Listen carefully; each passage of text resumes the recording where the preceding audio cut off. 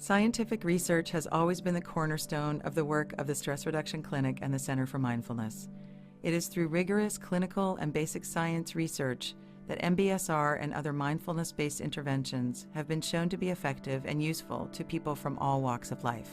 We would assess people before on various measures and then assess them afterwards. The research then went to a much higher level of randomized clinical trials to try to really discern in a much more stringent way what was going on with these people, say at the level of the biology, at the level of brain function, at the level of immune system. We wouldn't be here 30 years later if it wasn't for the science, because you wouldn't have anything to talk about. You could just say, well, people think it's a good idea and they like it. One of the first randomized trials to test the potential efficacy of mindfulness meditation was conducted in a study on psoriasis patients at UMass. While all the patients in the study were treated with the standard ultraviolet phototherapy, those in the experimental group were instructed to listen to guided mindfulness meditation tapes while undergoing treatment.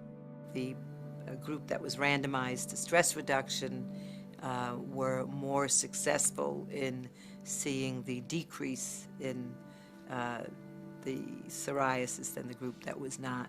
To tell you the truth, I didn't believe it. It was too phenomenal a result. For people who are meditating between 30 seconds and 10 minutes, 3 times a week for 4 months. They're not allowed to take tapes home and practice with them at home like in MBSR or anything like that. So it seems like, wow, this is affecting a healing process.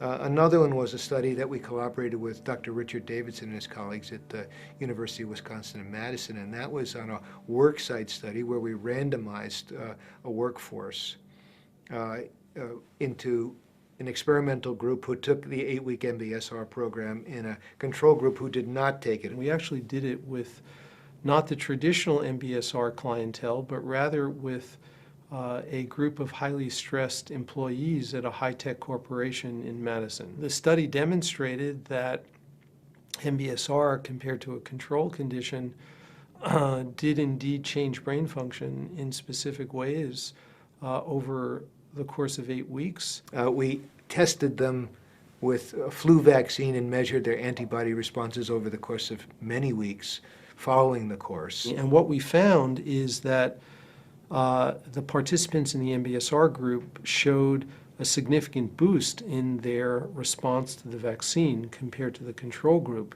And the amount that their brain changed actually predicted how much the vaccine was effective.